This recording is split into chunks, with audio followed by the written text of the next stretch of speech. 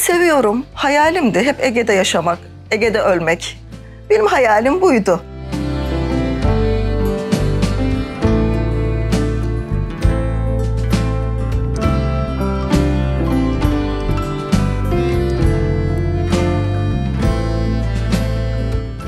Satın almak biraz meşakkatli. Hani hep diyorlar ya, önce kiralayıp çevreyi, insanları tanıdıktan sonra o çevreden yer alın diye. Bence çok doğru söylüyorlar.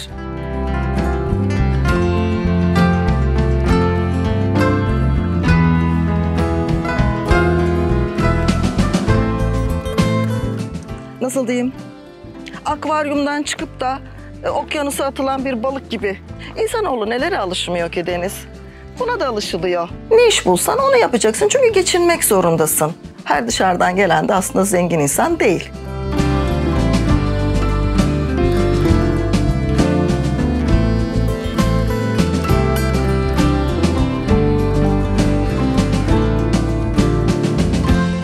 Merhaba dostlar, ben Deniz Sarı, YouTube kanalıma hoş geldiniz. Bugün Balıkesir'in Havran ilçesine bağlı Büyükdere mahallesine geldik.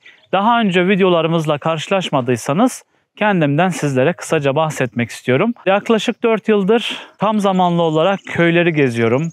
Köylerle ilgili tanıtım videoları çekiyorum.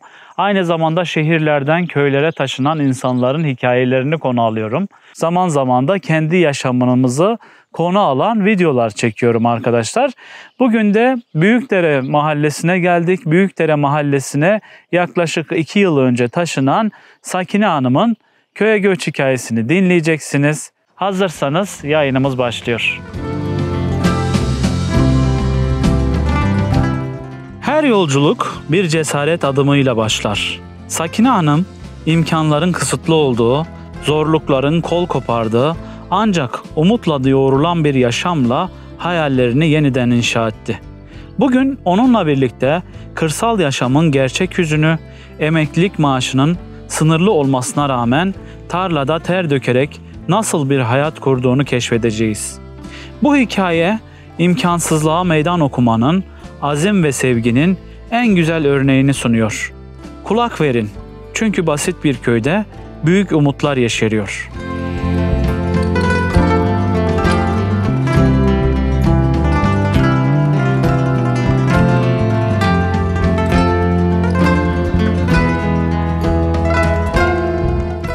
Hoş geldiniz köyümüze, evime. Hoş bulduk. Ben uzun yıllar İstanbul'da yaşadım. 40 küsür sene. Daha sonra 2 sene bir Bursa hayatım oldu. Ege hayalim ufak ufak adım adım yaklaştım. 5-6 sene kadar da Edremit Akçay'da yaşadım. Ekonomik nedenlerden dolayı biraz daha geri planda yerler aramaya başladım. Bütçeme de en uygun yer burasını denk getirdim. Büyükdere'yi denk getirdim. 2. senem burada yaşıyorum. Alışmaya çalışıyorum. Çok kolay bir hayat değil aslında büyük şehirden gelenler için. Biraz zorlanıyoruz ama şu anda seçeneğimiz bu olduğu için bu şekilde devam etmeye çalışıyorum. Biraz önceki yaşamınızı, sizi bu taraflara iten şeyler nelerdi? Biraz onlardan bahsedebilir misin? Ben uzun yıllar bir banka şubesinde hizmetli olarak çalıştım. Emekli oldum. Bir oğlum var, Serdar. Onu okuttum. İş güç sahibi yaptıktan sonra dediğim gibi hep Ege hayalim vardı. Biraz ekonomik şartlardan dolayı, biraz çevre baskısından dolayı. Hep hoşuma gidiyordu Ege'de. Sıcakkanlı insanlar, doğası güzel. Oğlumla konuştum. Anneciğim artık sen hayallerinin peşinden koş. Ben zaten büyüdüm. Ben gelmem, sen git dedi. Bursa ilk adım olarak başladı. Ege'yi seviyorum. Hayalimdi hep Ege'de yaşamak, Ege'de ölmek. Benim hayalim buydu. İnşallah da bu şekilde mutlu bir hayat sürerim diye düşünüyorum. Şu an burada yalnız yaşıyorsunuz. Yalnız yaşıyorum. İlk Akçay'a taşındığınızı söylediniz. Evet. Akçay'daydınız. Kaç yıl Akçay'da kaldınız? 2019'da taşınıp işte 2023'te ayrıldım. 2023'te. Evet. Son 2 yıldır da buradayım. Büyükdere'desiniz. Büyükdere'deyim. Evet. 2. senem burada. Bu köyü nasıl buldunuz? Yani nasıl buradan? İnternet üzerinden buldum ev araştırırken. Çünkü şehir içinde yani Akçay ve civarları çok pahalıydı. Emekli maaşımız artık benim gibi emekliler biliyordur. Olabildiğince küçülmeye çalışıyoruz. Standartlarımızı küçültüyoruz. Çıtamızı düşürüyoruz. Artık bende çıta kalmadı yerlerde. Denk geldi. Tuttu Tuttuğum zaman bile buraya göre biraz pahalıydı ama ev yeni bir ev olduğu için haliyle. Avantajı şu ama Burhaniye'ye çok yakın, Edremit'e çok yakın, Havran merkeze çok yakın. Bir sıkıntı yaşamıyoruz. Hemen hemen her şeye çok rahat ulaşabiliyoruz. Yani ilk etapta tabii ki orada yaşadınız. Oradan bir köye taşınmak zor geldi mi? Tabii ki zor. Zorlukları nelerdi? Tabii ki zor. Orada her şey elinin altında. Çok rahat ulaşabiliyorsun. Burası da çok güzel. Eski usul köy bakkalı var. Edremit'e gitmek gerekiyor, Burhaniye'ye gitmek gerekiyor, Havran'a gitmek gerekiyor. Onun haricinde temel ihtiyaçlar bakkallardan karşılanabiliyor. Veresiye defterlerimiz bile var. Yani öyle sıkıntı mi? yok tabii ki. Eski usul devam ediyor. Tabii ki yumurtamızı alıyoruz. Sepetim kolumda, tak sepeti koluna, haydi yumurta topla gel. Sütümüzü alıyoruz. Paylaşımı seviyor buradaki insanlar. Bir bakıyorum maydanoz asıyorlar kapıya. Bir bakıyorum karpuz bırakmışlar. Biri marul bırakıyor. Öteki çağırıyor, gel şunu vereyim sana diyor mesela. O yönden çok güzel. Yani komşuluk ilişkileri güzel. Hangi videonuzda izlemiştim? Sen iyisen herkes iyidir. Alttaki yorumlarda da öyle bir şey yok deniyor ya. Biraz da karşılıklı gerçekten. Hani sen istediğin kadar iyi ol. Karşındaki seni kabul etmeyince etmiyor. Olmayınca olmuyor yani. Biraz şans işi. Yani dışarıdan, büyük şehirden, o sosyal hayattan gelip de böyle küçük yerlerde yaşamak biraz sıkıntı. Biraz böyle maddi olanağın iyi olacak. En azından bir araban olacak. Her yere daha bir rahat ulaşım. Şimdi mesela burada 7'de bitiyor ulaşım. Arabayı kaçırdın, kaldın. Kimi arayacaksın? Hangi komşuna diyeceksin ki gel beni al? Diyemiyorsun. Ona göre ayarlanıyorsun. Ona göre çıkıyorsun. Ona göre dönüyorsun. Genelde kırsala taşınanların birçoğu genellikle satın almayla başlıyor evet. macera. Hı-hı. Ama siz direkt kiralamayla böyle bir yolculuğa girmişsiniz. Çünkü benim satın alma olanağım yok. Benim bir birikimim yok. İşte dediğim gibi emekli maaşımla. Burada Zeytin'e gittim bir sezon. Bir ailenin yanında. Gayet de güzel anlaştık. Zaten olabildiğince uyum sağlamak zorundasın. Çalışıyorsun çünkü. Çalışmazsan para kazanamazsın. Anlaştık mesela burada Temmuz-Ağustos dönemi zannediyorum. Bir incir dönemi oluyor. İncir paketliyorsun, hazırlıyorsun. Kıştan ben yaz işimi de ayarladım. Yani çalışmak istedikten sonra iş buluyorsun, sıkıntı olmuyor. Tabii ki biraz zor, bedensel. Buradaki insanlar çocukluktan başlıyor zeytin toplamaya, ne bileyim bahçe çapalamaya. Biraz zorlanıyorsun ama alışınca da çok zevkli. Biraz yaşadığınız zorlukları anlatabilir misiniz? Mesela bir de dediğiniz gibi köydesiniz, araç yok. Evet. Otobüsü var mı? Ulaşımı nasıl sağlıyorsunuz? Şöyle bir şey. Yarım saatte bir Burhaniye'den Havran'a araçlar kalkıyor. Burada çift saatlerde yani 8, 10, 12 gibi akşam 6'da son belediye otobüsümüz var. Direkt Edremit'e Havran içine uğrayarak gidiyor. Onun haricinde zaten diğer yerlere şehir içinden istediğiniz yere ulaşıyorsunuz. Hı. Sıkıntı olmuyor. Köy yerleri de artık bir emekliye göre aslında yine pahalı. Çünkü dışarıdan göç aldığı için haliyle buradaki insanlar da ona göre fiyat biçiyorlar. Dışarıdan geldiği için her dışarıdan gelen de aslında zengin insan değil. O da pandemiden sonra gelişen bir olay. Zaten bunu herkes biliyor. Talep çok olduğu için daha çok sayfiye yerlere, stabil alanlara. Biz bir arkadaşıma yer bakarken emlakçı şöyle demişti. Önce köylü insanların ardından koşturuyordu yer satmak için. Şimdi biz köylünün ardından koşturuyoruz yer alabilmek için. Dışarıdan geldim deyince paralı olarak görüyorlar insanları. Halbuki değil. Olan da tabii ki var. Nasıl? Büyük şehirde yerini satıyor, gelip buradan bir iki yer alabiliyor. O imkana sahip. Ama herkes o imkana sahip değil. Rahat kiralama yeri bulabildiniz mi? Hani o süreci biraz anlatırsanız nasıl? Burada köy yeri, çünkü köy evi kiralık bulmak çok zor. Burada evler çok. Boş evde çok ama çoğu bakımsız. İnsanlar kiraya vermek istemiyor. Sebepleri nedir bilmiyorum. Kendi imkanınla tamir et, otur diyor. Mesela benim sorduğum insanlar, hani genelin için söylemiyorum ben bunu. Ben hazır ev buldum, tadilat gerektirmeyen. Bütçeme de uygun oldu. Sağ olsun ev sahibim de anlayışlı bir insan. Bakalım şimdilik bir sıkıntı yaşamıyoruz. Sonrası ne olur bilemiyorum. Satın almak biraz meşakkatli. Hani hep diyorlar ya, önce kiralayıp çevreyi, insanları tanıdıktan sonra o çevreden yer alın diye. Bence çok doğru söylüyorlar. Bir anda satıp gidemiyorsun. zor oluyor, sıkıntı oluyor ama ne bileyim 1 sene, 2 sene yaşayıp da çevreyi, insanları, sadece oturduğun yeri değil, civar yerleri de tanıyorsun, gidiyorsun, geziyorsun çünkü. Kafana yatıyorsa alıyorsun. Ben Altınkum'u ilk gördüğümde burası benim yaşayıp yaşlanıp öleceğim yer demiştim mesela. Çok beğenmiştim. İnsanda bir de o enerjiyi oluşturması gerekiyor. Ömür geçireceksin orada. Alsat da öyle kolay işler değil, taşınmak kolay iş değil. Sonra nasıl oldu peki? Hani orada yaşadınız belli bir süre. Evet, orası çok güzeldi. Çok beğeniyordum. Sabahları kalkıp deniz kenarına yürüyordum. Yürüme mesafesi 15 dakika falan sürüyordu. 800 metreydi. Sabah akşam yürüyüşe çıkıyordum. Canım sıkılınca denizime gidiyordum. Merkez yakın, Akçay yakın, Altınkum Çarşı yakın. Yürüyerek her yere varabiliyordun. Daha sonra evim satışa çıktı. Kiradaydım orada. Satışa çıkınca oralarda ben kendi bütçeme uygun yer bulamadım haliyle. İnternetten araştırırken Büyükdere çıktı kısmetime. Ya nasip ya kısmet dedik. Toparlandık, geldik. Buradan denize ulaşmak kolay mı? Nasıl gidip geliyorsun? Buradan gitmek istersen her halükarda 2 vasıta yapıyorsun. Akçay'a gitmek istersen Edremit, Edremit'ten tekrar. Ören sahillere gitmek istersen Burhaniye yapıp Burhaniye'den tekrar 2 vasıta. Ne kadar sürüyor o toplu taşımayla? Onlar işte belli saatleri var. Hani zaman kaybı, kendi aracın olsa 15-20 dakikada çok rahat ulaşabiliyorsun ama diğer türlü 1 saati buluyor. Çünkü saatleri var, bekliyorsun. Diğerini kaçırınca bazen 10 dakikada bir kalkıyor, bazen yarım saatte bir kalkıyor. Yetişebildiğin kadar, dediğim gibi akşam dönüş saatleri belli. Koştur koştur araca yetişmek zorundasın.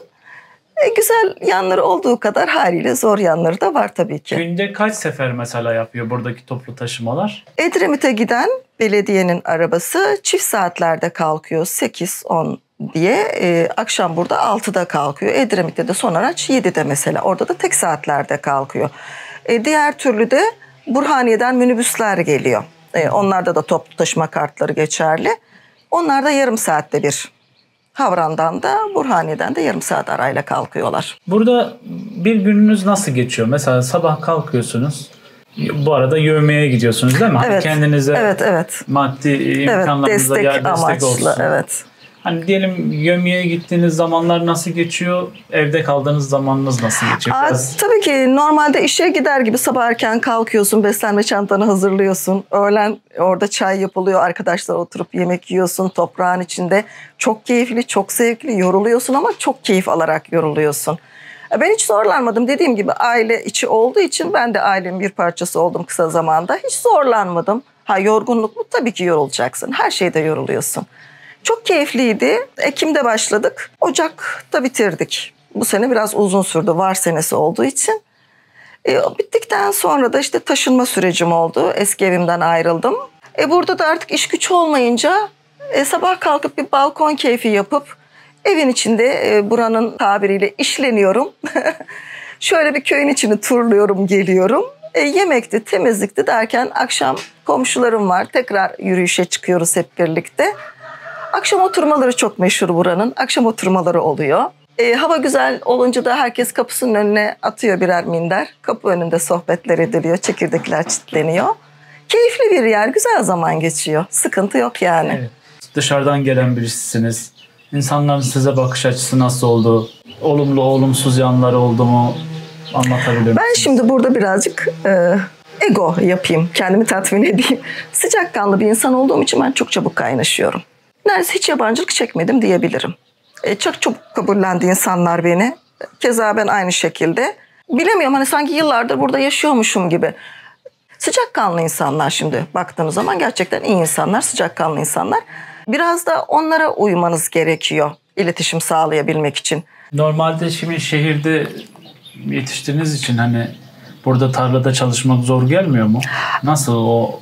Tabii ki zor geldi. Ben toprakla burada tanıştım. Hani nasıl diyeyim? Benim bir mesleğim olmadığı için ne iş bulsan onu yapacaksın. Çünkü geçinmek zorundasın. Maaş yetmiyor. Tamam, köylük yerde yaşıyorsun. Köylük yerde derken bu küçümsenmek amaçlı değil. Hani yaşam şartları bize göre biraz daha uygun. Ama fakat yine de bir ek iş yapmak gerekiyor. Zorlandım, haliyle zorlandım. Fakat alışıyorsun. Dediğim gibi çalıştığın ortam, insanlar, diyalog yardımcı oluyorlar sana. Geliyorum mesela, bana bir şey söylüyorlar. İşe gittiğim insanlar Ümran Hanım ve Yılmaz Bey sağ olsunlar. Oğulları vardı Sedat, Sadık, dayıları vardı. Dayı diyorum mesela. Ben de dayı diyorum. Bir şey söylüyorlar. Abla bicik bicik diyor. Bicik bicik nedir diyorum. Söylüyor ya Ümran diyorum. Yılmaz abi bana bunu söylüyor. Ne demek istiyor ben anlayamıyorum diyorum. Ama yavaş yavaş öğreniyorsun kelimeleri. Farklı yani bizim kullandığımız kelimeler Türkçedeki kelimelerle burada kullandıklarının anlamları farklı oluyor. Bicik, ben bicik nedir bilmiyorum. Tane demekmiş, tek demekmiş. Öğreniyorsun. Zeytinleri tabii toplarken ayıklıyorsunuz yapraklarından. Tabii ki. Dolduruyorsunuz. Yani mesela orada bir iş vardır. Dipçi derler. Sadece dipleri toplar. Tenteci tente yayar. Az kişilerle aile ortamında çalıştığımız için her işi yaptık. Tente de yaydık, topladık da, ayıkladık da, kaldırdık da. Hani ne iş olsa yapıyorsun. Zor bir iş mi? Zor. Hani o şeylerde gösteriyorlar ama onlar fragman. Zor iş. Zor iş. Gerçekten zor iş. Peki emeğini kurtarıyor mu? Yani ne kadar ücret alıyorsunuz? Kurtarmıyor. Bizim burası dışarıya göre biraz daha düşüktü. Köy içi olduğu için.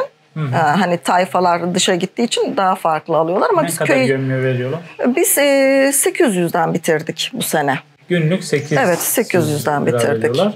Sabah kaçta gidiyorsunuz? Akşam kaça kadar? 8'de çıkıyorduk biz. 3 gibi 3.30 gibi bırakıyorduk. Evet İyi çünkü mi? yakın köy içi olduğu için hani işin durumuna göre de bazen 4 oluyordu ama bir sıkıntı yaşamıyorduk. Köy içi çünkü. Yakın yerlere gidiyorduk. Evet. Peki gelecekte kırsalda yaşamayı devam edecek misiniz? Nasıl planlarınız, hayalleriniz neler? Biraz anlatabilir misiniz? İstikrarlı bir şekilde yani Ege. Bahçeli küçük bir ev istiyorum. Şimdi buradaki evinizin bir bahçesi yok. Yok evet bulamadım. Bahçeli bir ev bulamadım maalesef.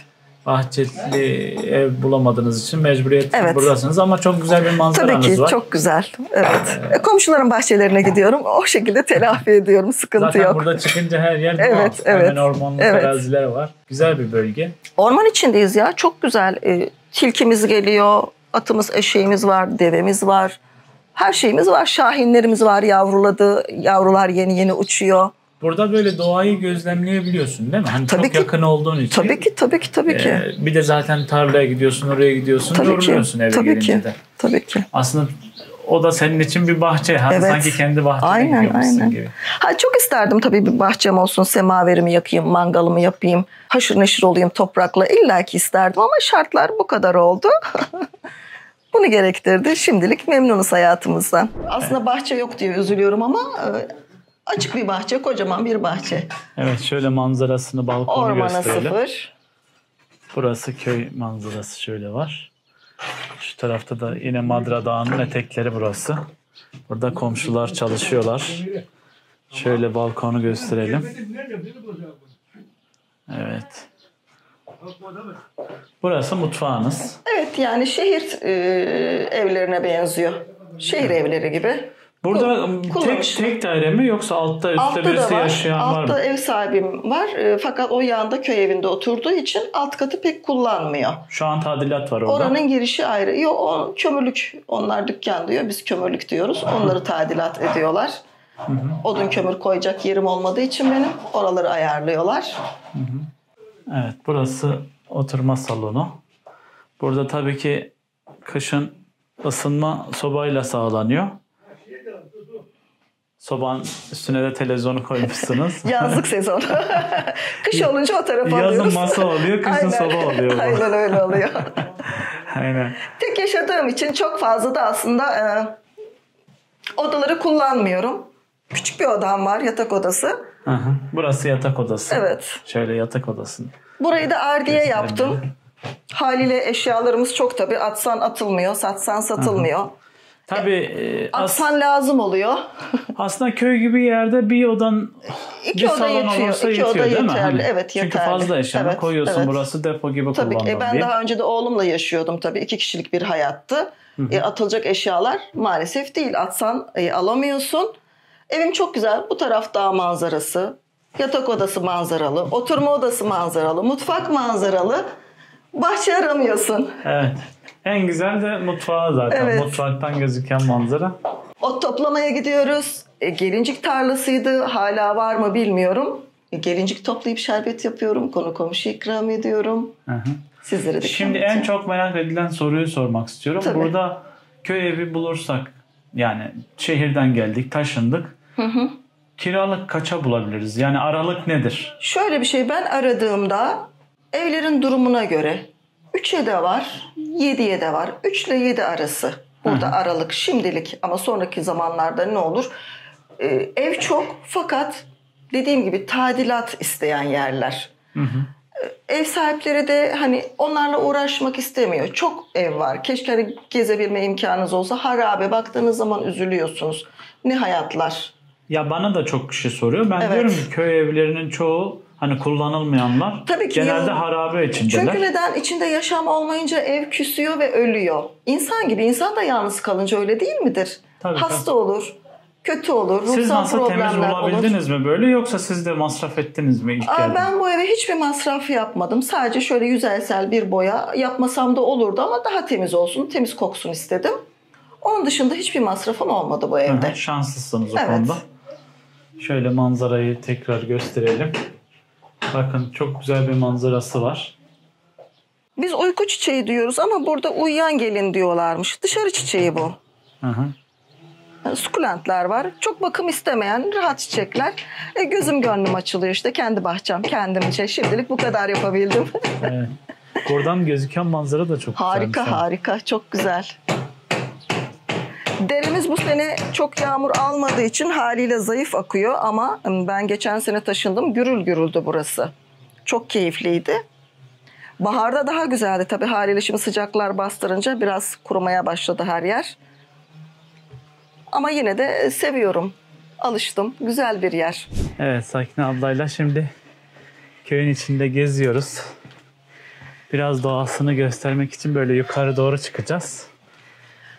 Bu taraflar biraz yamaç, yokuş oluyor ama sabah sporu iyidir, nefes açıyor. Bugün Hıdrellez bu arada ritüele göre güneş doğmadan su alıyorlar. Evi bereketlensin diye eve su serpiyorlar. İçeceğin suya katılıyor. Sabah kaçta kalkıyorsunuz? Ne yaptınız mesela? 5.30'da kalktım ben. Güneş doğmadan hemen geldim. Suyumu doldurdum. Geri dönüp normal klasik hayatıma devam ettim. Nereden doldurdunuz? Bu şimdi gideceğimiz yerde çeşmemiz var. Doğası çok güzel. Çam, zeytin. Köylülerin geçim kaynağı ana şeyi zeytincilik mi yoksa? Zeytincilik ve hayvancılık. Bağ bahçe uğraşıyorlar. Havran zaten büyük bir bölümünü karşılıyor sebze meyvenin. İstanbul'a da gönderdiklerini biliyorum. Gençler burada da bir köyde kalıyorlar mı yoksa? Çok fazla yok. Var ama diğer köylerdeki gibi daha çok memuriyet hayatı. Büyük şehirlerde Şurada turizmle bir meşguller. su kuyusu var, bakın arkadaşlar şöyle. Bilmiyorum şu an çalışıyor mu ama. Aktif değil Eskiden bildiğim kadarıyla. su çekiyormuş insanlar. Evet. Güzel, arka tarafı çamlık. Evet. Eşekomuz var. Buradan su alıyorum. Dağ suyu olduğu söyleniyor. Köylüler öyle söyledi. Ha, içme suyunuzu buradan Evet, alıyorsunuz. dağ suyu. Evet. Şöyle bakalım.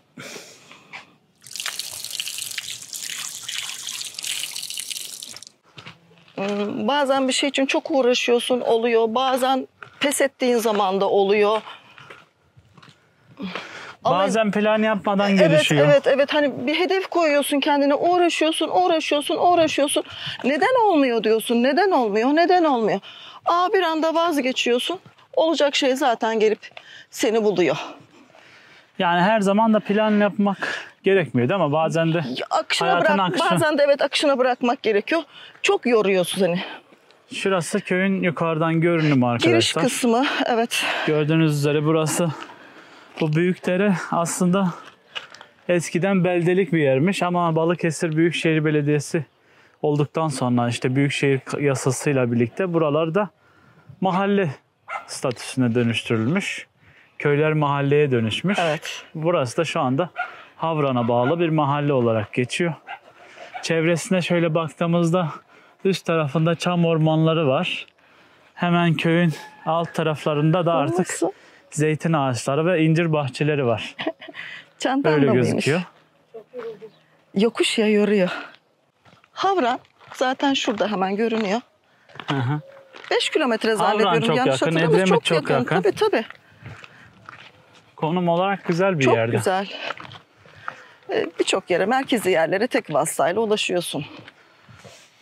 Kekik kokusu mu geliyor sanki? Evet evet, kekik çok. Çok topladık. Bakın arkadaşlar. Buranın kekiği de Filiz meşhurdur. denilen bir bitkisi var.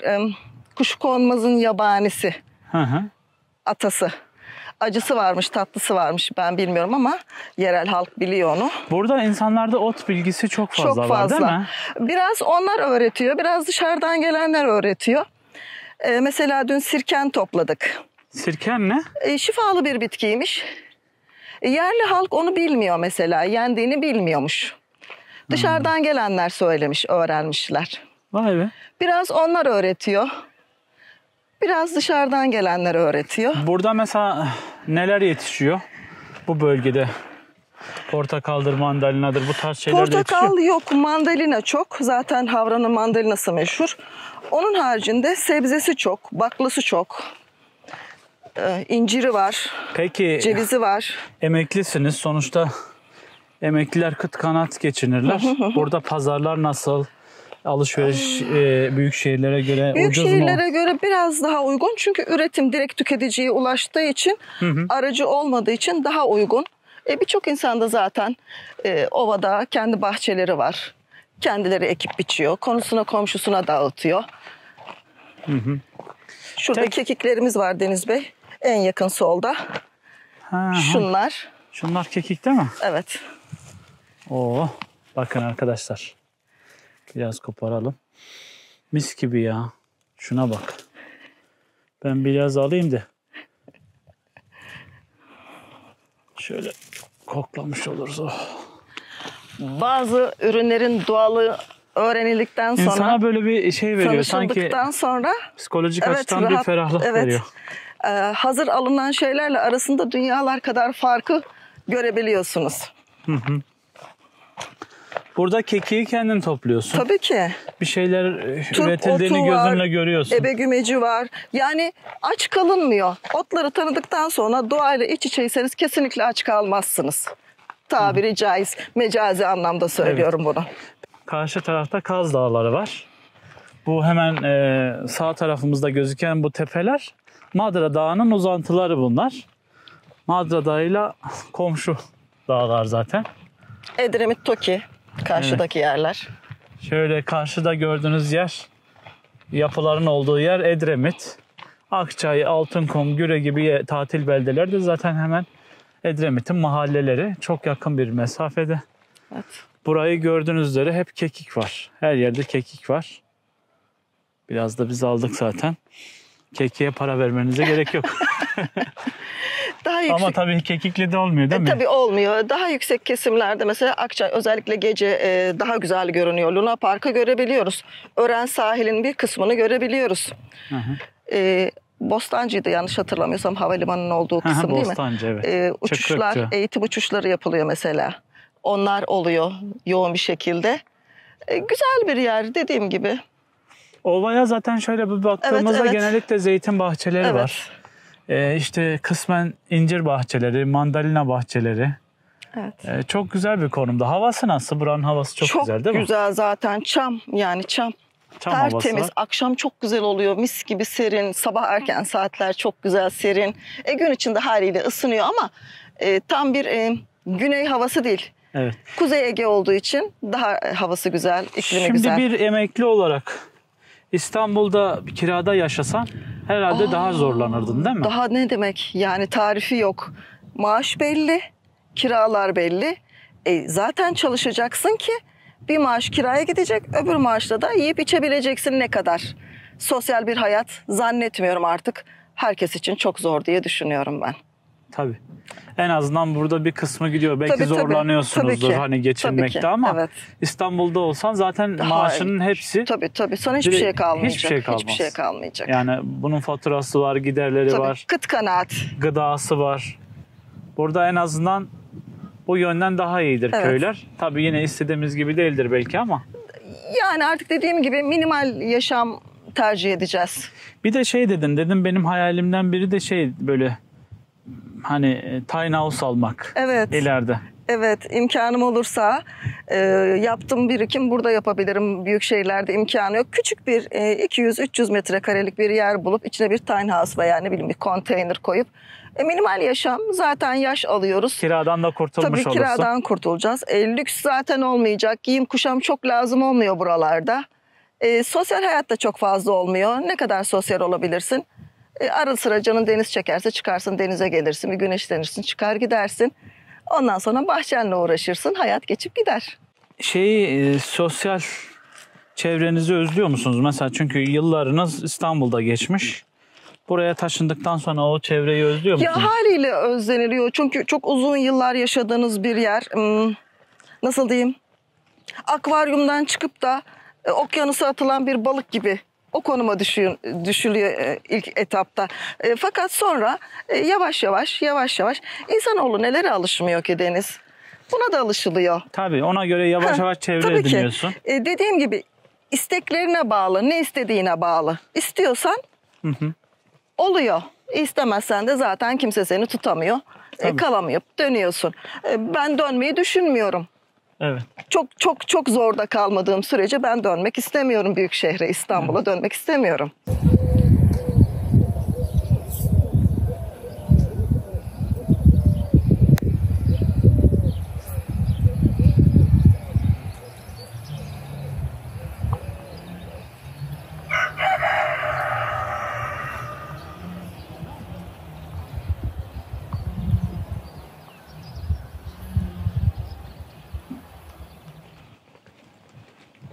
Badem ağaçları var. Evet, çokça var. Bu yolu çok seviyorum ben.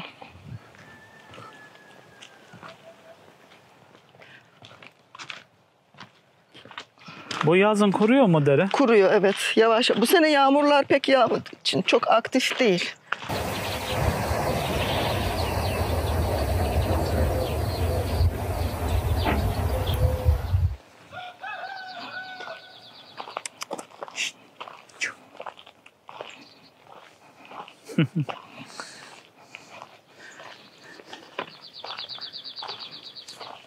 Orman yolumuz. Köyün de en güzel tarafı bu yukarısı ama. Evet.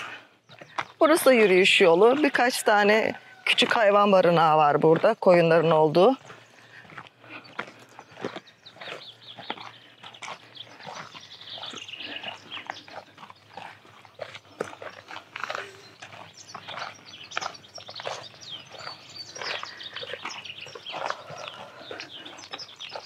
Gitmek ister misin? Daha gidelim mi?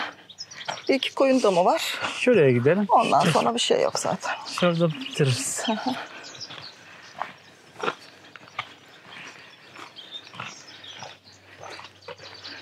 Sen tam güzel yerleri keşfetmişsin. Ama Evet. Hazır Hıdrellez karınca yuvası. Dileğimi çizeyim.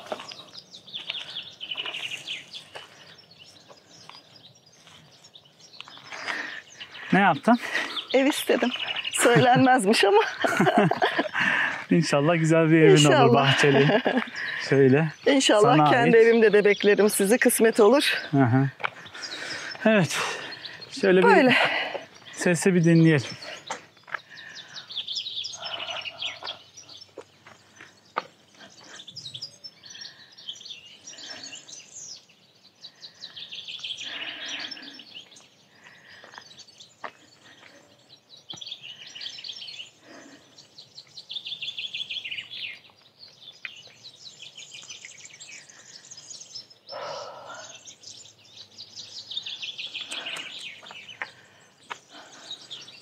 Resmen doğal bir terapi. Tabii ki. Arasan bulamazsın. Evet. Ücretsiz. Evet ablacığım, bugün artık videomuzun sonuna geliyoruz. Öncelikle teşekkür ederim. Ben teşekkür Bizi kabul ediyorum. ettin. Siz de Evine zaman davet ayırdınız. ettin. Sağ olun. Benim sormadığım, senin söylemek istediğin bir şey var mı? Ay, yok. Anlatmak istediğin. Yo, her şeyi konuştuk. Ya da bu hayata Zannediyorum. yönelik adım atmak isteyenlere önerilerin, tavsiyelerin neler? Dediğim gibi cesaret işi. İyi düşünsünler. Çünkü git gel zor işler, taşınmak zor işler, hayal kırıklığı insanı vazgeçirebiliyor.